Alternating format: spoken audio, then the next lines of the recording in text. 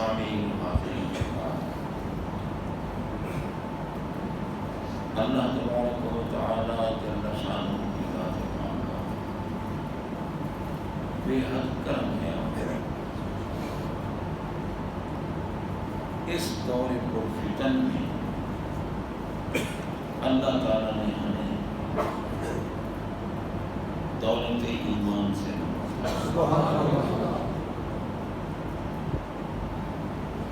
ہمیں صحیح عقیدہ عطا فرمایا،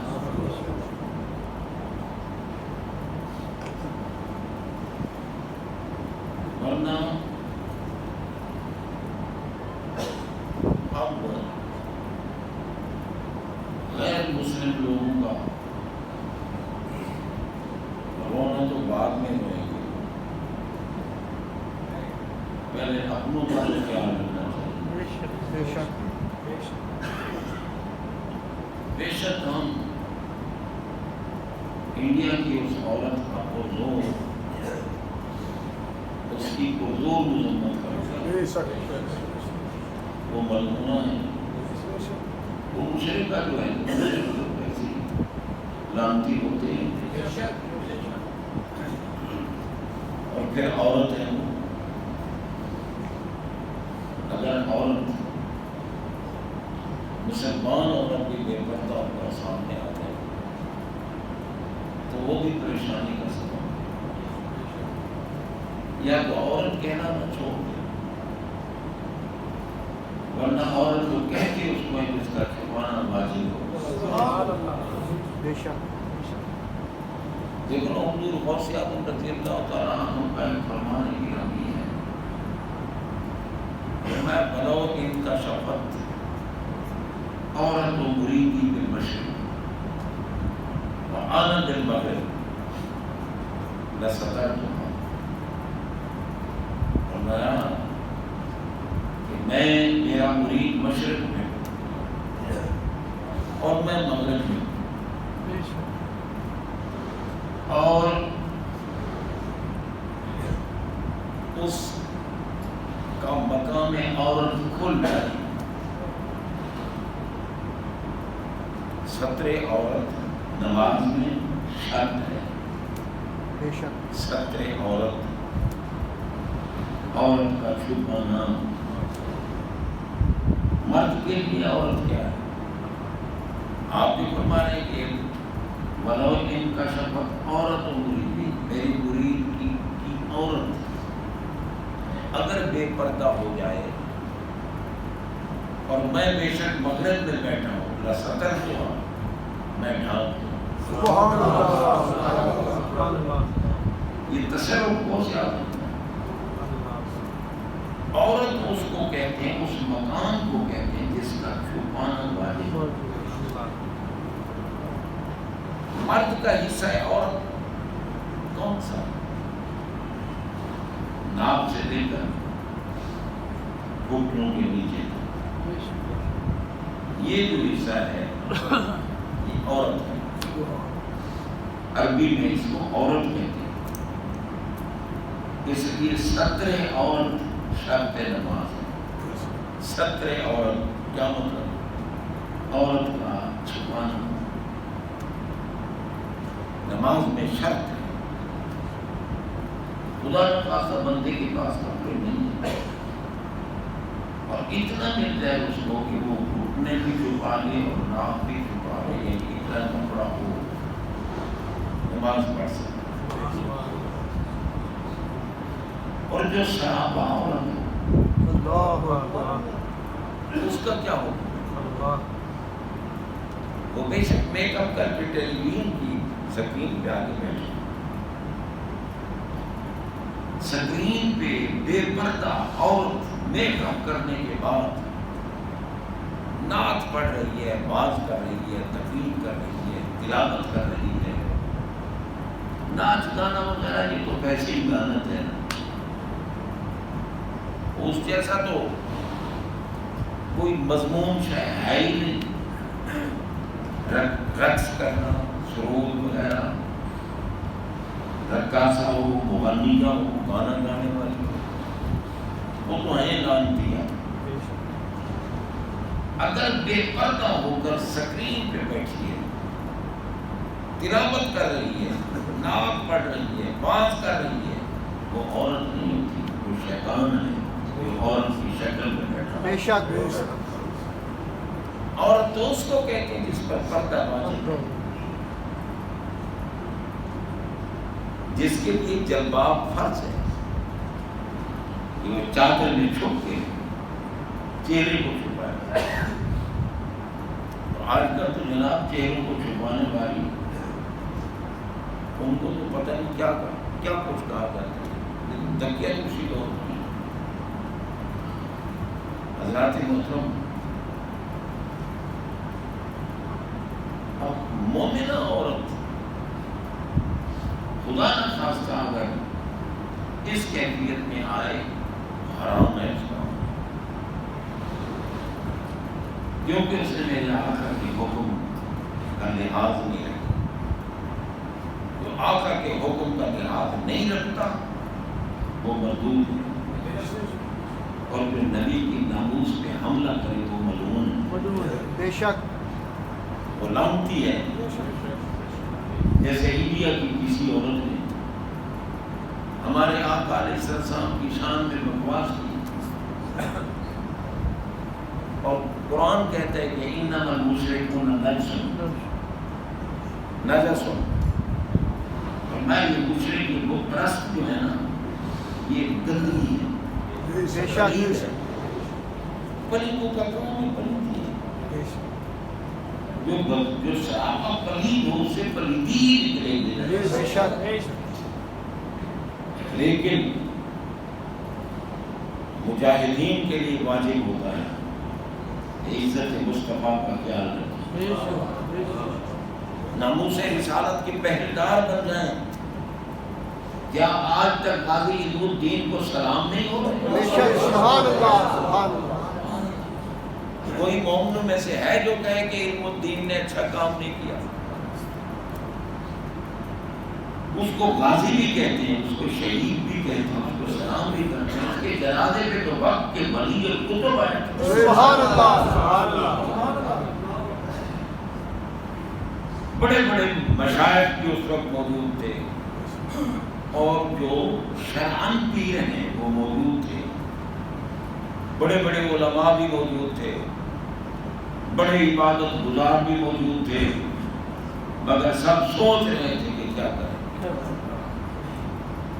اس راجپال نے جو خود سے باطل کا اعلان کیا ہے، اس خبیث کو کیفر کردار تک کس طرح پہنچایا جائے، سوچ رہے تھے، مگر 18 سال کا نوجوان لڑکا جس کا نام علم الدین تھا، حالانکہ عالم نہیں تھا، نام علم الدین تھا، اس نے پوچھا یہ آج کل مسلمان بڑے پریشان نظر آ رہے ہیں، وجہ کیا ہے؟ کسی نے بتایا کہ ایسے ایسے معاملہ ہے، راجپال ہے ہندو، اس کمینے نے ہمارے آقا کے خلاف کتاب لکھی ہے، توہین کی ہے اس نے، اس لیے یہ سوچو بچار میں ہے کہ اس کے خلاف احتجاج کیسے کیا جائے، کیونکہ اس وقت تو حکومت کافروں کی تھی، انگریزوں کی حکومت تھی۔ یہ سوچ رہے ہیں کہ بھئی احتجاج کریں تو کیسے کریں، اس کو کیفر کردار تک پہنچائیں تو کیسے پہنچائیں۔ اس نوجوان جو میرے نبی کا محب تھا، عاشق، اس کے جذبات ہوئے، اس نے کہا وہ ہندو، وہ مشرک، وہ بت پرست ہمارے پاک نبی کے خلاف ہوں گے اور ہم سوچتے رہیں۔ اس نے کسی سے چھری لی، قیمتاً دی یا ادھاری لی، بہرحال چھری لے کر چلا گیا راجپال کی دکان پر۔ ان نے سیکورٹی اس کے لیے مقرر کی ہوئی تھی، پولیس بیٹھی تھی اس کی دکان کے باہر، کافر پولیس، انگریزوں کی پولیس تھی۔ تو حضرات محترم، جب یہ چھری لے کر اس کی دکان کی طرف گیا، دکان میں داخل ہوا نظر کسی کو، جذبہ پاک تھا، سرکار کی عزت کے لیے جا رہا تھا، اندر گیا نظر نہیں آیا. بیٹھا تھا جو وہ خبیث راجپال. پوچھا, میں نے راجپال سے بھیجنا میں, کیونکہ اس کو تو میں فکر تھا وہ باہر سے بولتی ہے کیونکہ تو کسی کو آنے ہی نہیں دیں گے نا. اچھا تم ہو, پھر تو میں پہنچ رہا. ماری چھری اس کے دل پر, پھر سینہ چیرا, پھڑکتا رہا, کھڑا رہا ایک مدت, جب تک اس کی حرکت ختم نہیں ہوئی, مر نہیں گیا, اس وقت تک کھڑا رہا. اور پھر جب مار کے باہر نکلا تو پھر بھی کسی کو نظر نہیں آیا. آقا کی عزت و ناموس کی حفاظت کا جذبہ تو پیدا کرو نا. دیکھو پھر اللہ کیا کرتا ہے, پھر رسول اللہ کیا کرتے ہیں. بندہ پہلے یرک کے ڈر کے بیٹھ جائے تو وہ تو انسان ہی نہیں ہے, حیوانوں سے بدتر ہے. حیوانوں سے جنگل کا درندہ ہے نا شیر. اور جب حضرت سفینہ رضی اللہ عنہ نے وہ شیر دوڑتا ہوا آیا تھا منہ کھول کے کھانے کے لیے, اور حضرت سفینہ نے, حدیث پاک ہے, انہوں نے فرمایا یا ابا الحارث انا مولا رسول اللہ صلی اللہ علیہ وسلم. حارث کہتے ہیں چیرنے پھاڑنے والے درندے. کہنے کہ یا ابا الحارث, او درندے, پتہ ہے تجھے انا مولا رسول اللہ, میں رسول اللہ کا غلام ہوں. سبحان اللہ. جناب اس درندے کے سامنے کہا میں رسول اللہ کا غلام ہوں. تھا وہ درندہ مگر میرے آقا کا امید امتی کو تھا. وہ گستاخ نہیں تھا, وہ عیب کوئی کرنے والا نہیں تھا, وہ یہ کہنے والا نہیں تھا کہ نبی تو ہم جیسا ہے, نبی سے مانگنا شرک ہے, یا رسول اللہ کہنا شرک ہے. نبی کے اختیار میں کیا ہے؟ یہ دو ٹانگوں والا درندہ اس قسم کی بکواسیں کرتا ہے کلمہ پڑھنے کے بعد. ان کو بھی کیفر کردار تک پہنچانا چاہیے. جناب اللہ جو نبی کی عظمت کے مخالف ہے, تھا درندہ, جنگل کا درندہ, مگر امتی تھا نا. ارشد کو الى الخلق کہا, دم ہلانے لگا, اشارہ کیا حضرت سفینہ کو. نام ان کا عبداللہ تھا. سفینہ میرے آقا نے اس کا لقب رکھا تھا, کیونکہ اگر کہیں جاتے نا اور جتنا سامان اٹھواتے وہ اٹھا کے چلو. سرکار میں یہ ہمارا سفینہ ہے. انہوں نے کہا یار مجھے عبداللہ نہ کہا کرو, مجھے سفینہ کہا کرو. میرے آقا نے میرا نام سفینہ لے لیا, اس لیے حدیثوں میں بھی سفینہ آیا. تو جناب شیر نے اشارہ کیا کہ بیٹھو میری پیٹھ پر. تم مسلمانوں کا قافلہ تلاش کر رہے ہیں, تمہیں قافلے تک پہنچ جاتے ہیں. سبحان اللہ. آپ شیر پہ بیٹھیں.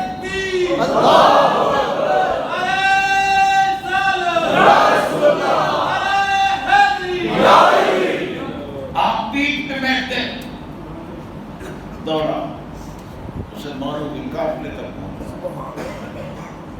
تو ہم کرتے ہیں نہ حکم داور نہ پیش کے گردن نہ پیچن سے حکم پتے. ارے تو اللہ تعالیٰ کے حکم کے آگے روح گردانی نہ کر, اللہ کے احکام کو پسے پشت نہ ڈال. تو اگر اس کے حبیب کی عزت و ناموس کا پہرے دار بنے گا تو وہ کریم تو قادر مطلق ہے. وہ چاہتا تو کیا سارے کافروں کو مار نہ دیتا, شیطان کو ہی مار دیتا. نہ شیطان ہوتا نہ شیطانیت ہوتی. کیوں نہیں مارا اللہ نے شیطان کو؟ کیوں باقی رکھا ہے ان گستاخوں اور کمینوں کو؟ اس لیے کہ برپان اللہ کا ذکر ہے. سبحان اللہ. محبوب یہ بھونکیں گے, تیرے عاشق تیری عزت و عظمت کا ذکر کریں گے, تیری ناموس کی حفاظت کریں گے. میں ان کو عظمت دینا چاہتا ہوں, اس لیے ان کو قائم رکھا. شیطان کو مار دیتا, نام ہی کوئی اللہ کے پیاروں کا نہ لیتا. ٹھیک ہے اگر نماز پڑھنی تھی تو پڑھ لیتے, نہ پڑھنی تھی تو نہیں پڑھتے, جو حکم ہوتا عمل کر لیتے, پیاروں کا ذکر نہ ہوتا. یزید پلید نے خباثت کی, قیامت تک حسین حسین ہوتا رہے. ان کی عظمت کا ذکر ہوگا, ان کی شان کا ذکر ہوگا, ان کے نسب کا ذکر ہوگا, ان کی نسل کا ذکر ہوگا. حضرات محترم, اگر ابو جہل کمینہ نہ ہوتا تو محمد پاک کی عظمت کو کون پہچانتا؟ نمرود تھا تو خلیل کا پتہ چلا, فرعون تھا تو کلیم کا پتہ چلا.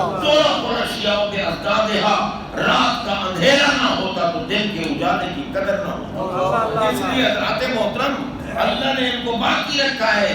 اس لیے کبھی کوئی بھونکتا ہے, کبھی کوئی خاکے بناتا ہے, کبھی کوئی بکواس کرتا ہے.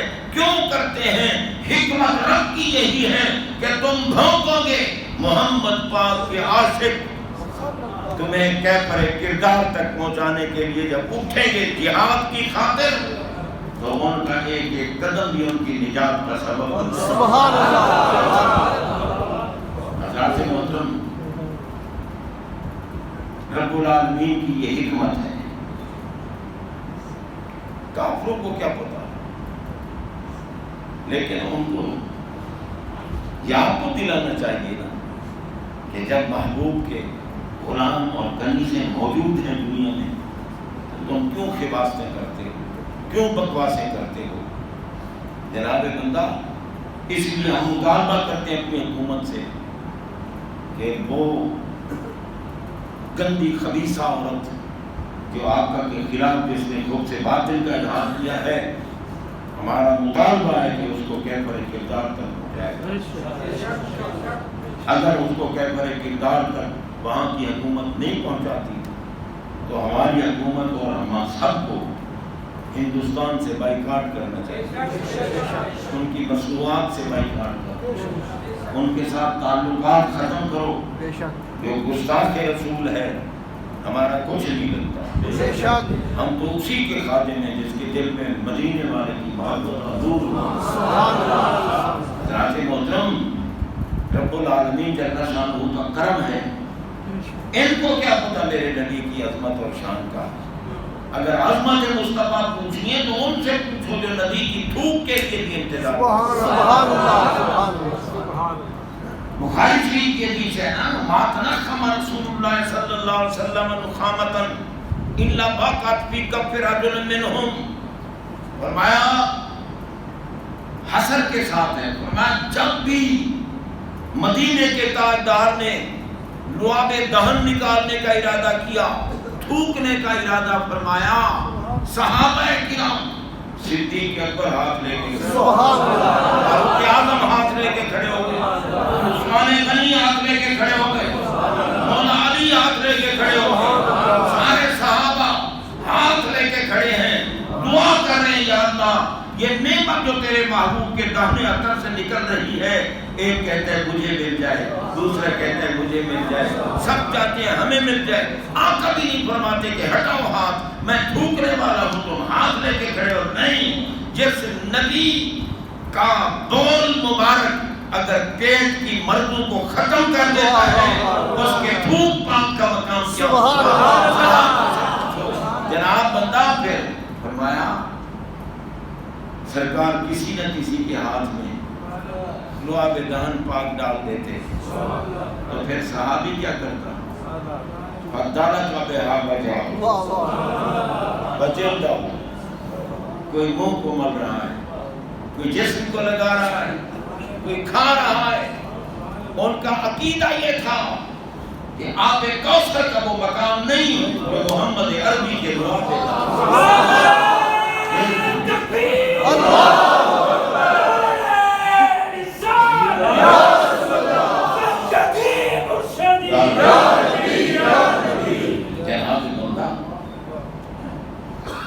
ان سے پوچھو محبوب کی شان و عظمت.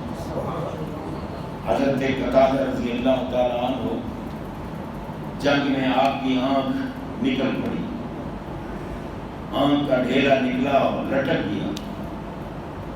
انہوں نے یہ نہیں کہا کہ نبی کے پاس ہم اس کو مشکل پوچھا ہے, شرم کر حیا کر کلمہ پڑھ کے اپنے نبی کے خلاف بھونک رہے کودتے. نبی کیا کر سکتا ہے؟ نبی کو مشکل پوچھا ہے, نبی کو حاجت روا ہے. اور پاگل میرے نبی کے مقتدیوں کے کرتے مشکل کشا ہے، محمد پاک کا مقام کیا؟ سبحان اللہ یوسف علیہ السلام کا کرتا نہیں، بینائی واپس لے آیا۔ بے شک اللہ تعالیٰ کی ذات کی کوئی حکمت تھی تو اس کرتے کا ذکر بھی قرآن میں کیا، قرآن میں ذکر کیا۔ جناب بندہ اپنے بھائیوں سے کہہ رہے ہیں یہ قمیص لے جاؤ، یہ قمیص لے جاؤ، فالکو ولا مجھے نہیں، ابا جی کے سامنے کر دینا بھی نہیں ٹھیک،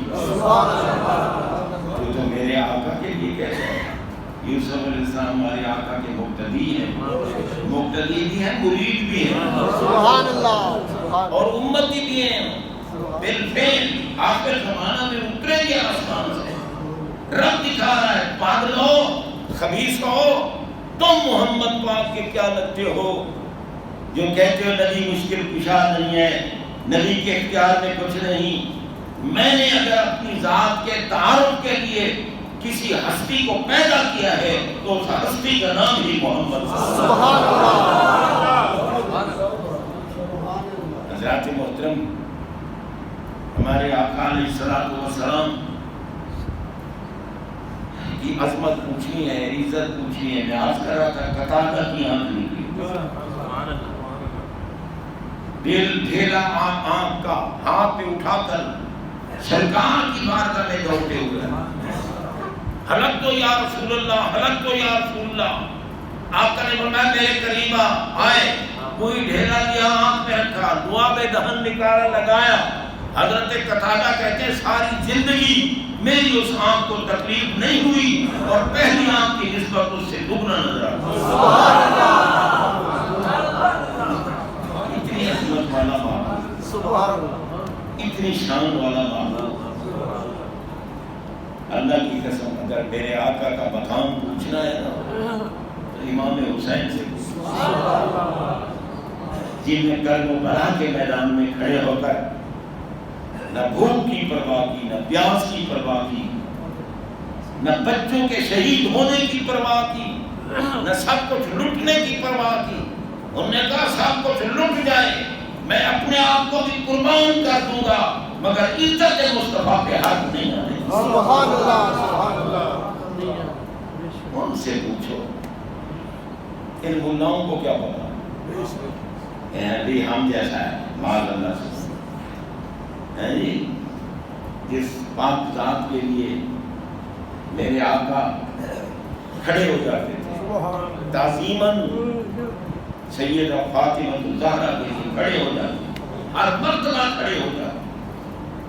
ہر کوئی ان کو کہے تو خطا پر تھے، استغفراللہ، لعنت ہے ان لوگوں پہ۔ اب جہاں کرتے ہیں کہ خطا اجتہادی ہم نے، خطا اجتہادی، یہ جو سوشل میڈیا ہے نا یہ آج کل بڑا تیز ہے۔ دکھاؤ کلپ جس میں تم نے پہلا مرتبہ کہا ہو کہ خطا اجتہادی پر ہے، مطلقاً خطا کہا، جس کے نزدیک فاطمہ الزہرا معاذ اللہ خطا پر ہے، اللہ کی قسم اس کا نطفہ صحیح نہیں ہے۔ بے شک، بے شک۔ وہ اپنے حقیقی والد کی تلاش کریں۔ جناب بندہ ہمارے آقا علیہ الصلوۃ والسلام کے در کے کتوں کا مقام بہت ہوتا ہے، بے شک۔ اور یہ تو ان کی نسل کی اصل بیٹی ہے۔ ہم ہر بیٹی کو سلام کرتے ہیں، وہ بھی خبیث ہیں جو میرے نبی کی بیٹیوں کا انکار کرتے ہیں، بنات کا انکار کرتے ہیں۔ نہیں مثال میں تھی یہ کہ سیدہ زہرا پاک کا مقام بلند والا ہے مگر باقی بیٹیوں کا مقام کچھ نہیں ہے، وہ بھی تو محمد پاک کی بیٹی ہے۔ اور ان کا دل کیا کہتا ہوگا جب کوئی ہم کے کہ یہ محمد کی بیٹیاں نہیں ہیں۔ اللہ کی قسم مریں گے پتہ چلے گا، کئی تو بیچارے مرتے ہوئے خنزیر بن جاتے بے شک، ریچھ بن جاتے، پتہ چلے گا جب میرے آقا کی شہزادیاں قیامت کے دن مطالبہ کریں گی کہ یا اللہ ہم تیرے حبیب کی بیٹیاں تھے، یہ کمینے بھونکتے تھے جو ان کی نہیں۔ اس لیے حضرات محترم ہم آج کے اس جمعہ مبارک کے اجتماع میں پرزور مذمت کرتے ہیں اس خبیثہ عورت کی جو ہمارے آقا کے خلاف اس نے بکواس کی ہے، اور مطالبہ کرتے ہیں کہ ہماری حکومت ان سے یہ مطالبہ کرے کہ اس کو کیفر کردار تک پہنچاؤ، تاکہ محمد پاک کے غلاموں کو پتہ چلے کہ واقعی ہم نے سرکار کی عزت کی حفاظت کا حق ادا کیا ہے، ورنہ خدا کی قسم ہماری زندگی کچھ نہیں ہے، بہت اعلیٰ ہے۔ اللہ کرے تو ہم نبی کی عزت بچاتے ہوئے مر جائیں، ورنہ تو ہے نا بھائی، اس دور میں پتہ چلتا ہے۔ اب دیکھو تو بڑا جناب ٹہکتا تھا بیٹھ کر اینکر مرتے کو پتہ لگا نہیں پتہ چلا۔ ہر وقت بندے کو موت یاد ہے، اور موت کا سامان اللہ کی قسم عشق مصطفیٰ، نبی کی محبت موت کا سامان۔ اللہ نصیب فرمائے۔